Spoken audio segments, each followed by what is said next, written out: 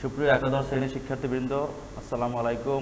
সরকারি সোহরাওয়ার্দী কলেজের একাদশ শ্রেণী মানবিক বিভাগের ইসলামী ইতিহাস ও সংস্কৃতি বিভাগের অনলাইন ক্লাস তোমাদেরকে স্বাগতম জানাচ্ছি। আমি মোহাম্মদ শাহরিয়ার, প্রভাষক, ইসলামী ইতিহাস ও সংস্কৃতি বিভাগ, সরকারি সোহরাওয়ার্দী কলেজ, পিরোজপুর। আমরা পড়াচ্ছিলাম ইসলামী ইতিহাস সংস্কৃতি বিষয়ের দ্বিতীয় পত্রের দ্বিতীয় অধ্যায়, অর্থাৎ দিল্লি সালতানাত যুগ। এবং দিল্লি সালতানাত যুগের গত ক্লাসে আমরা দাস বংশ শেষ করেছি এবং আজকে থেকে শুরু করব খলজি রাজবংশ। তো খলজি রাজবংশ প্রতিষ্ঠিত হয় মূলত 1290 খ্রিস্টাব্দে এবং এরা খুব বেশি দিন ক্ষমতা থাকতে পারেনি, মাত্র 1320 খ্রিস্টাব্দ পর্যন্ত ক্ষমতা ছিল। তো আজকে আমরা খলজি রাজবংশ সম্পর্কে আলোচনা করব। এটাই একটি কথা বলে নিতে চাই, তোমরা অনেকেই হয়তো দেখছো যে 2022 সালের এইচএসসি পরীক্ষার্থীদের সিলেবাস প্রকাশিত হয়েছে শিক্ষা মন্ত্রণালয় থেকে, এবং সেখানে কিন্তু দ্বিতীয় অধ্যায়টি নেই। যেহেতু আমরা দ্বিতীয় অধ্যায় শুরু করেছি, তাই আমরা দ্বিতীয় অধ্যায়টি খুব সহজ অর্থাৎ সংক্ষিপ্ত করেই আমরা আগামী দুটি ক্লাসের ভিতরে শেষ করে তৃতীয় অধ্যায় থেকে আবার পড়ানো শুরু করব। যেহেতু সিলেবাসে নেই, কিন্তু ইতিহাসের ধারাবাহিকতা রক্ষা করতে আমরা অল্প সময়ের ভিতরে খুব সংক্ষিপ্তভাবে এই অধ্যায়টি আলোচনা শেষ করব। আজকে প্রথমে পড়াবো খলজি বংশ। খলজি বংশ প্রতিষ্ঠিত হয় মূলত 1290 খ্রিস্টাব্দে, অর্থাৎ মোহাম্মদ ঘুরি ভারতবর্ষে যে মুসলিম শাসনে গোড়াপত্তন করেছিলেন, সেখানে মামলুক বা দার বংশের তুর্কি রাজত্বের অবসানের পরে 1290 খ্রিস্টাব্দে খলজি রাজবংশ প্রতিষ্ঠিত হয় এবং এই খলজি রাজবংশ প্রতিষ্ঠিত করেন জালালউদ্দিন ফিরোজ খলজি নামক একজন শাসক। তো আমরা একটু প্রথমে জানবো খলজিদের পরিচয়।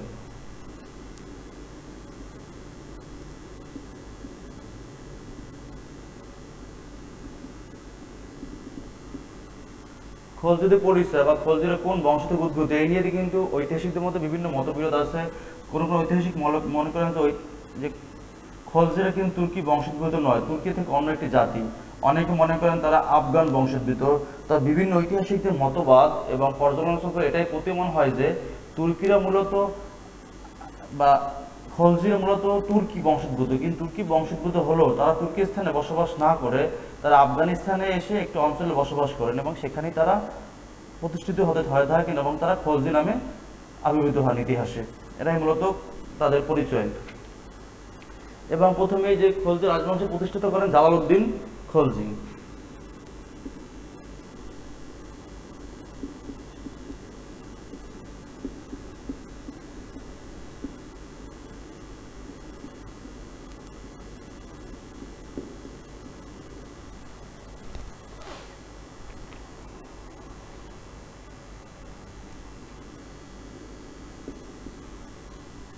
জালালউদ্দিন খলজি মূলত খলজি রাজবংশ প্রতিষ্ঠা করেন যখন সুলতান গিয়াসউদ্দিন বলবন যখন মৃত্যুবরণ করেন। সুলতান গিয়াসউদ্দিন বলবন মৃত্যুবরণ করলে তার উত্তরাধিকারীদের মধ্যে অসন্তোষ, বিগ্রহ, হানাহানি দেখা দেয় এবং এই সুযোগে তুর্কি অভিজাত বংশদের মধ্যে একটা ঝামেলা সৃষ্টি হয়। এই সুযোগে মূলত জালালউদ্দিন ফিরোজ খলজি বিভিন্ন সিস্টেমে করে এবং তিনি অভিজাত বর্গদের অনেক অভিজাতদের সহযোগিতায় দিল্লি সালতানাতের সিংহাসনে অধিষ্ঠিত হন এবং সেটি 1290 খ্রিস্টাব্দে এবং তিনি 1290 খ্রিস্টাব্দ থেকে 1296 খ্রিস্টাব্দ অর্থাৎ 6 বছর দিল্লি সালতানাত রাজত্ব করেন এবং তার পরবর্তীতে ক্ষমতা আসে সুলতান আলাউদ্দিন খলজি এবং খলজি রাজবংশের সর্বশ্রেষ্ঠ সুলতান হিসেবে কিন্তু আলাউদ্দিন খলজিকে চিহ্নিত করা হয়েছে। তাই আমরা আলাউদ্দিন খলজি একটু ভালোভাবে পড়ার চেষ্টা করব। আলাউদ্দিন খলজি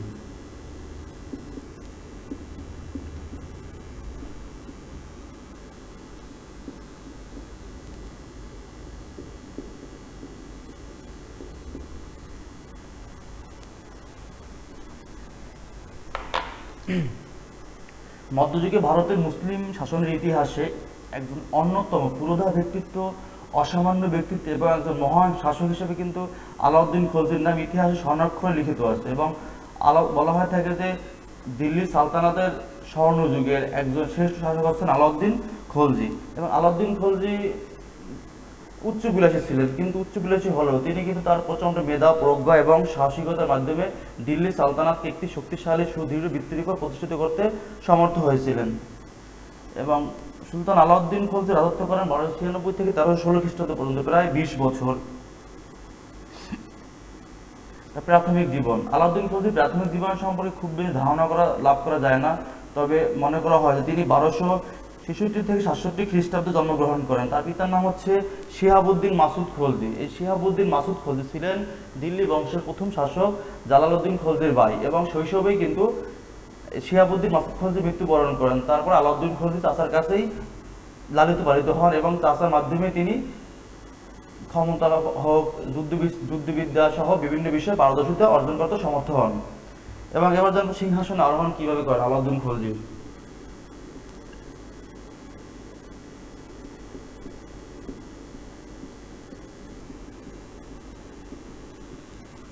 সিংহাসনে আরোহণ।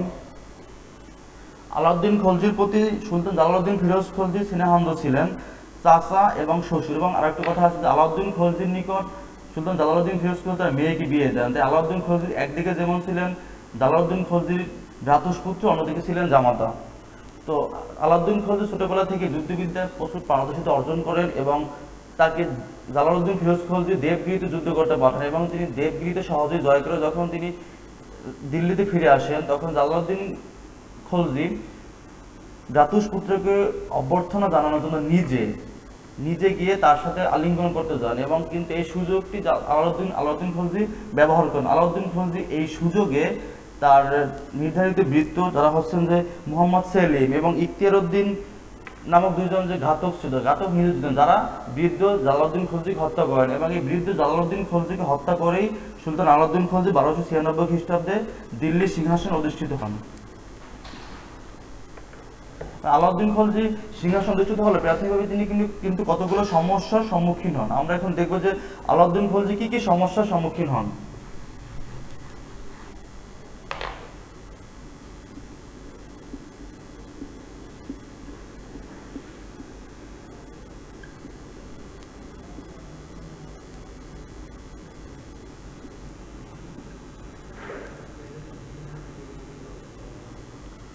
আলাউদ্দিন খলজির প্রাথমিক সমস্যা বলি।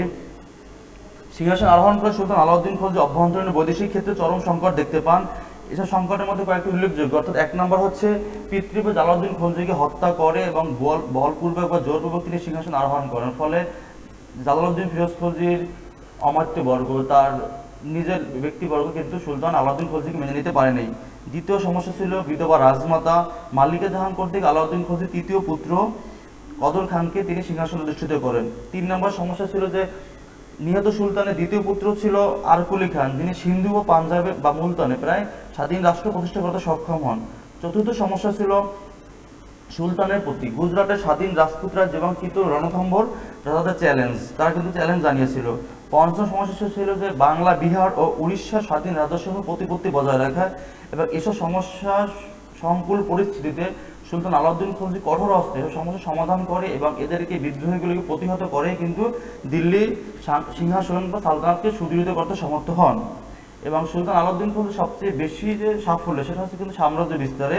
আমরা এবার দেখবো সুলতান আলাউদ্দিন খলজির সাম্রাজ্য বিস্তার।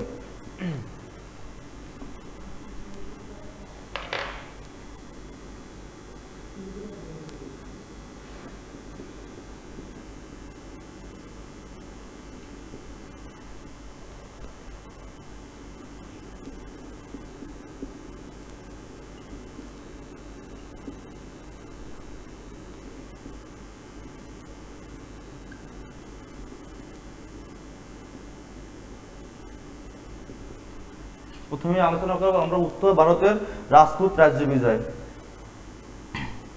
উত্তর ভারতের রাজপুত রাজ্য বিজয় ছিল প্রত্যেক দিল্লি সালতানাত সুদৃঢ় করার জন্য একটি বাধা। এই বাধা প্রতিহত করার জন্য উত্তর ভারতের সামরিক অভিযান পরিচালনা করা আলাউদ্দিনের জন্য খুব মুখ্য প্রধান উদ্দেশ্য ছিল। এই বিষয়ে তিনি তার সেনাপতিদের সহযোগিতায় উত্তর ভারতের সাম্রাজ্য বা সামরিক অভিযান পরিচালনা করেন, এবং তিনি প্রথমেই আক্রমণ করেন গুজরাট।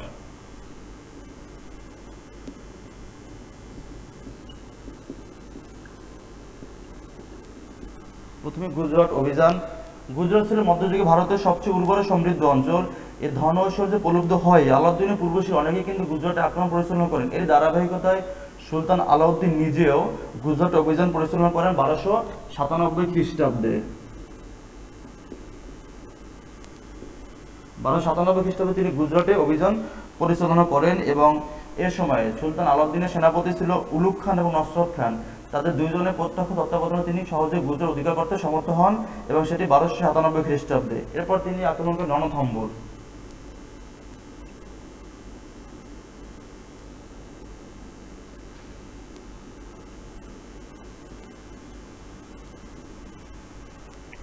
রণথম্বর বিজয়। দিল্লির সন্নিকটে রণথম্বরে দুর্দর্শ ও দুর্য রাজপুত শক্তির উপস্থিতি দিল্লির নিরাপত্তার জন্য ছিল চরম বিপজ্জনক। তাই সুলতান জালালউদ্দিন ফিরোজ খলজির প্রধান অনুসরণকে আলাউদ্দিন খলজিও রণথম্বর যাওয়ার উদ্যোগ নেন। এ সময় রাজা হামিদ দেব ছিলেন রণথম্বরের শাসনকর্তা।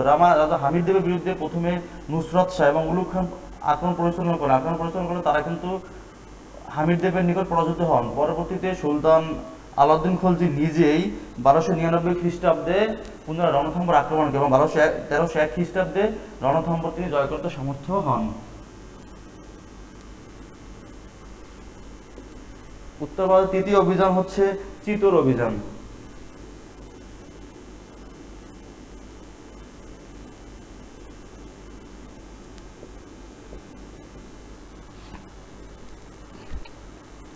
মেবার ছিল রাজপুতানার বিখ্যাত রাজ্য এবং মেবার রাজ্যের সবচেয়ে সম্মান ঐশ্বর্যের পূর্ণ যে দুর্গ সেটি হচ্ছে কিন্তু চিতোর, যার কিন্তু তৎকালীন ভারতবর্ষ জুড়েই ব্যাপক খ্যাতি ছিল যে চিতোর আক্রমণ করা, চিতোর জয় করা যে কোনো শাসকের পক্ষে অসম্ভব ছিল।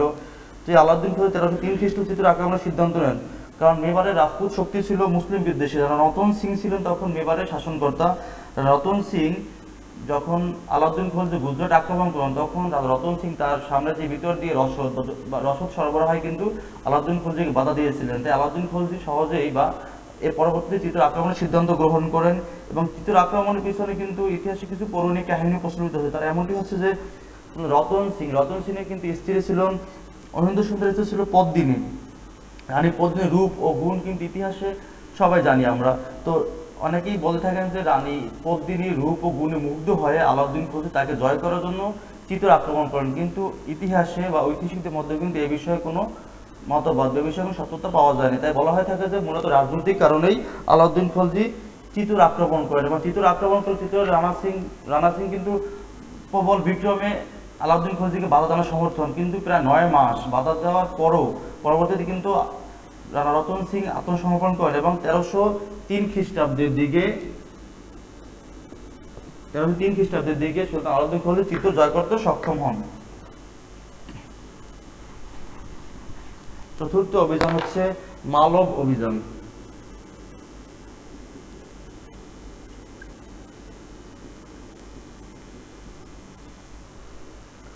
সুলতান আলাউদ্দিন খলজি 1305 খ্রিস্টাব্দে রাজপুত রাজ্যে মালব আক্রমণ করেন।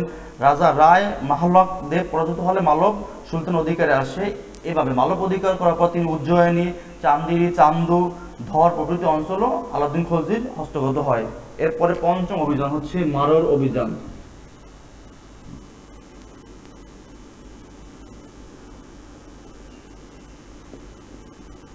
মারওয়ার অভিযান রাজস্থানের অন্যতম একটি রাজ্য ছিল মারওয়ার।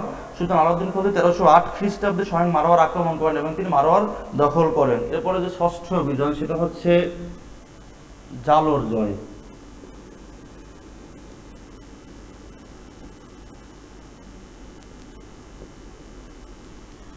জালোর অভিযান।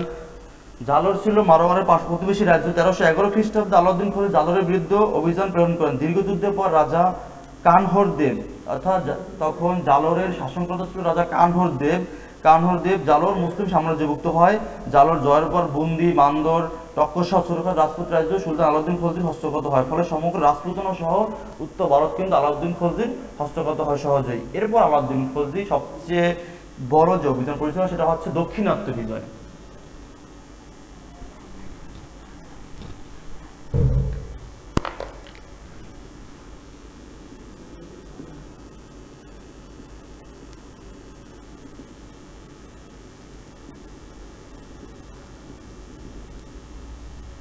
দক্ষিণ ভারত অভিযান। উত্তর ভারত জয় করার পর সুলতান আলাউদ্দিন খলজি দক্ষিণ ভারত জয়ে মনোনিবেশ করেন। দক্ষিণ ভারতের প্রাকৃতিক বৈশিষ্ট্য এবং রাজধানী দিল্লি থেকে দূরত্বের কারণে এতদিন কিন্তু কোনো দিল্লি সালতানাতে কোনো সুলতানই দক্ষিণাত্যে বা দক্ষিণ ভারত আক্রমণ পরিচালনা করেননি।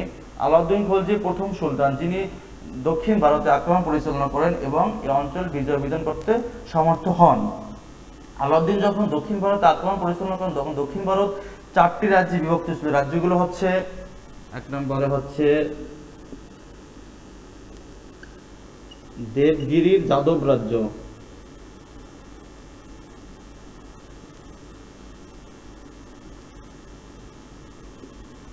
এক নম্বর হচ্ছে দেবগিরি যাদব রাজ্য, 2 নম্বর হচ্ছে তেলেঙ্গানা কাকতীয় রাজ্য।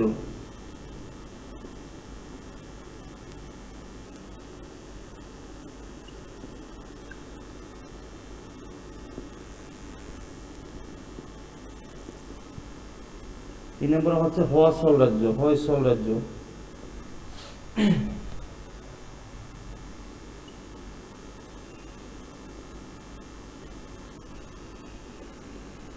4 নম্বর রাজ্য হচ্ছে শুধু সবচেয়ে দক্ষিণ দিকের পাণ্ডু রাজ্য।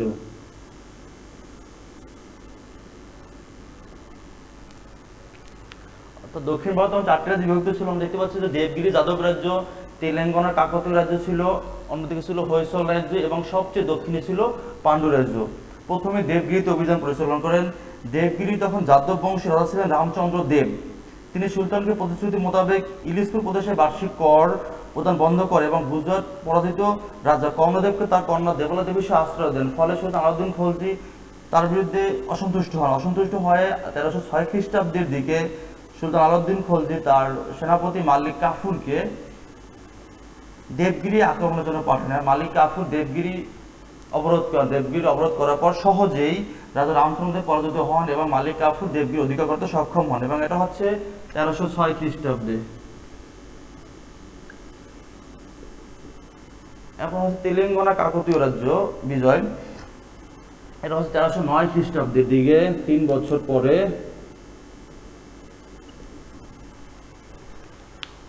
তেরোশো নয় খ্রিস্টাব্দে সেনাপতি মালিক কাফুর তেলেঙ্গানা কাকতীয় রাজা ছিলেন প্রতাপরুদ্রর বিরুদ্ধে অভিযান পরিচালনা করেন। দুর্গম পথ পাড়ি দিয়ে তেলেঙ্গানা রাজধানী বরঙ্গল অবরোধ করা হয়। দুর্ভেদ্য বরঙ্গল দুর্গে দীর্ঘ সময় অবরোধ থাকার পর রাজা দ্বিতীয় প্রতাপরুদ্র দেব আত্মসমর্পণ করতে বাধ্য হন। ফলে তেলেঙ্গানা রাজ্য সুলতান আলাউদ্দিনের হস্তগত হয়। এরপর হচ্ছে হোয়সল রাজ্য।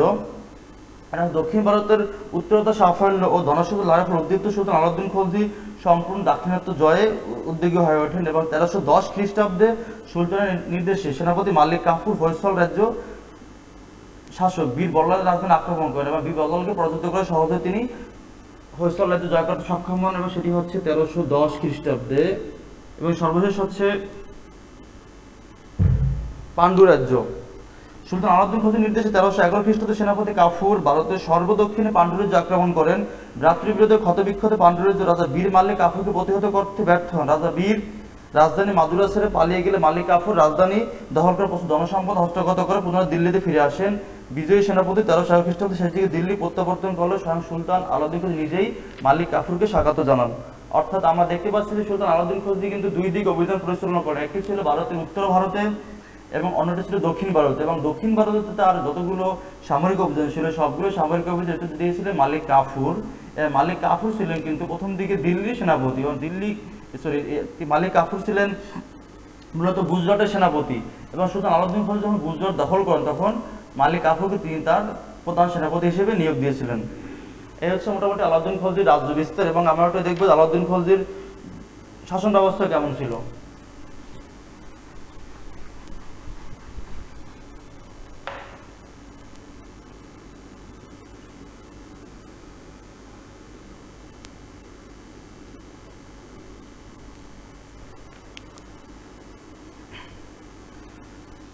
আলাউদ্দিন খলজি সবসময় সার্বভৌমত্বের প্রতি বিশ্বাসী ছিলেন। তার উদ্দেশ্যই ছিল তিনি যতটুকু রাজ্য দখল করবেন এবং সবগুলোকে তিনি তার নিজস্ব সার্বভৌমত্ব বজায় রাখবেন এবং বিভিন্ন রাজ্য জয় করে তিনি তার নিজের প্রভাব প্রতিপত্তি বিস্তার করতে কিন্তু প্রচুর সচেষ্ট ছিলেন। এই বিষয়ে তিনি সবসময়ই অনুরাগী ছিলেন।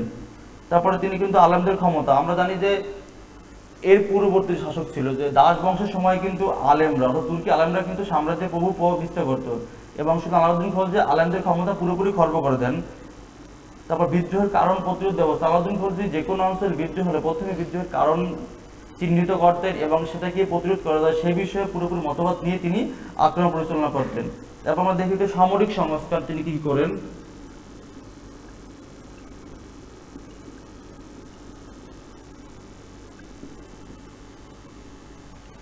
সুলতান আলাউদ্দিন খলজির পূর্বে দিল্লিতে কিন্তু কোনো স্থায়ী বাহিনী ছিল না। সুলতান আলাউদ্দিন খলজি স্থায়ী সেনা, নৌ সহ তিনি পদাতিক, অশ্বরাহী সহ সব ধরনের তিনি বাহিনী তৈরি করেন এবং তাদেরকে বেতন দেওয়ার ব্যবস্থা করেন। জায়গীয় প্রথা বিলুপ্ত করে দিয়ে তিনি নিজের টাকায়, সরাসরি টাকায় বেতন দেওয়ার ব্যবস্থা চালু করেন।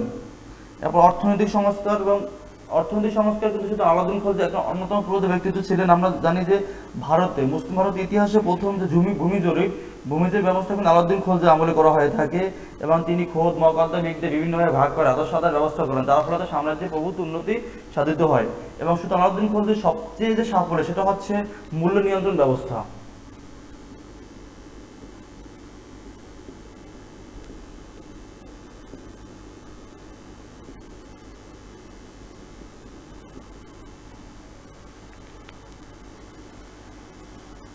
আলাউদ্দিন খলজি ছিলেন একজন মহান রাজনীতিক এবং অর্থনীতিবিদ। তিনি উপলব্ধি করেছিলেন যে সাম্রাজ্যের মূল্য নিয়ন্ত্রণ ব্যবস্থা সঠিকভাবে বজায় না থাকলে কিন্তু সাম্রাজ্যে কখনো শৃঙ্খলা আনা সম্ভব নয়। কারণ এক এক অঞ্চলে দ্রব্যমূল্যে এক এক দাম থাকার কারণে কৃষক, ক্রেতা সবার মধ্যে কিন্তু অসন্তোষ ছিল। সেই অসন্তোষ দূর করার জন্য তিনি মূল্য নিয়ন্ত্রণ ব্যবস্থা চালু করে দেন। তিনি কিন্তু খাদ্যশস্যের মূল্য তালিকা নির্ধারণ করে দেন, বস্ত্র মূল্য তালিকা নির্ধারণ করে দেন, গৃহপালিত পশুর মূল্য তালিকা নির্ধারণ করে দেন এবং তার নির্ধারিত মূল্যের চেয়ে বেশি দামে কখনো কোনো বিক্রেতা দাম আদায় বা চাইতে পারতেন না এবং এ ধরনের কোনো অপকর্ম ঘটলে তিনি কঠোর হস্তে তাদেরকে দমন করতেন। ফলে তিনি সাম্রাজ্যে মোটামুটি মূল্য নিয়ন্ত্রণ ব্যবস্থা প্রচলন করে প্রভূত সাফল্য অর্জন করেন এবং বলা হয়ে থাকে যে দিল্লি সালতানাতের ইতিহাসে তিনিই প্রথম মূল্য নিয়ন্ত্রণ ব্যবস্থা চালু করেন। এই মূল্য নিয়ন্ত্রণ ব্যবস্থা চালু করা হলো, এরপর তিনি কিন্তু বিভিন্ন ব্যবস্থা করেন। যেমন সেটি হচ্ছে যে তিনি পণ্যের বাজার স্থাপন করেন। তিনি বিভিন্ন পণ্যের জন্য এক এক ধরনের বাজার স্থাপন করেন। বাজার পরিদর্শন, তিনি তার সাম্রাজ্যের সেনাপতির পরবর্তীতে যে কর্মকর্তা ছিল তাদেরকে তিনি বাজার পরিদর্শক নিযুক্ত করেন। তারা বিভিন্ন সময় বাজার পরিদর্শন করে বাজারের সার্বিক অবস্থা এবং বাজার দ্রব্যমূল্যের দাম কি বেশি কম রাখছিল সেগুলো তারা বিভিন্ন সময়ে দেখাশোনা করত। তারপর নির্ধারিত মূল্য পণ্য বিক্রি করারও তিনি একটা করতেন। সরবরাহ ব্যবস্থা, প্রাকৃতিক কারণে খাদ্য ঘাটতি না পরিমাণ চাহিদা অনুযায়ী খাদ্য সরবরাহ নিশ্চিত করার জন্য তিনি দিল্লিতে কয়েকটি রাজকীয় শস্যাগার স্থাপন করেন। সংকটের সময় এখান থেকে পণ্য সরবরাহ করা হতো। তারপর আরেকটা হচ্ছে মজুদ নিয়োগ ব্যবস্থা। কোনো ব্যবসায়ী অবৈধভাবে পণ্য মজুত করে রাখতে পারতো না। এই ব্যাপারে কিন্তু আলাউদ্দিন খলজি সবসময় সচেষ্ট ছিলেন। ফলে বলা হয়ে থাকে যে সামরিক আলাউদ্দিন খলজির সংস্কার, বিশেষ করে অর্থনৈতিক সংস্কার এবং মূল্য নিয়ন্ত্রণ ব্যবস্থা তিনি কিন্তু 100% বা 100% সফল ছিলেন। এবার একটা দেখি আলাউদ্দিন খলজির চরিত্র এবং গুণাবলী।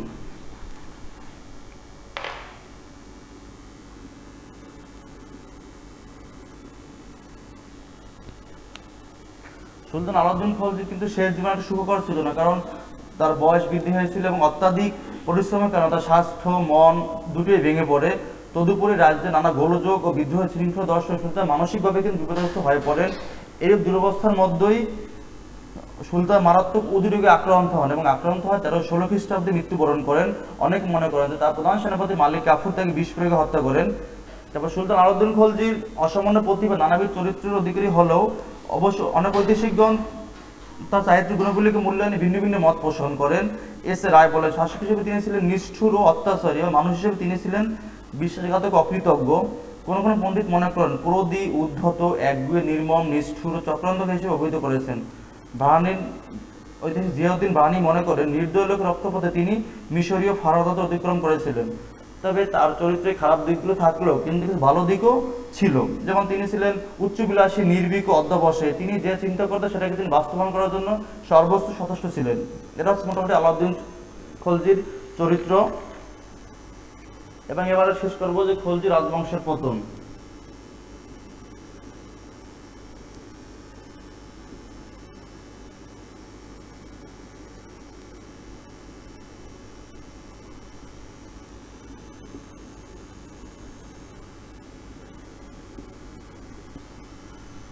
সুলতান আলাউদ্দিন খলজি মৃত্যুবরণ করেন 1316 খ্রিস্টাব্দে। আলাউদ্দিন খলজি মৃত্যুর পর তিনি কিন্তু তার কোনো যোগ্য উত্তরসূরি রেখে দিতে পারেননি।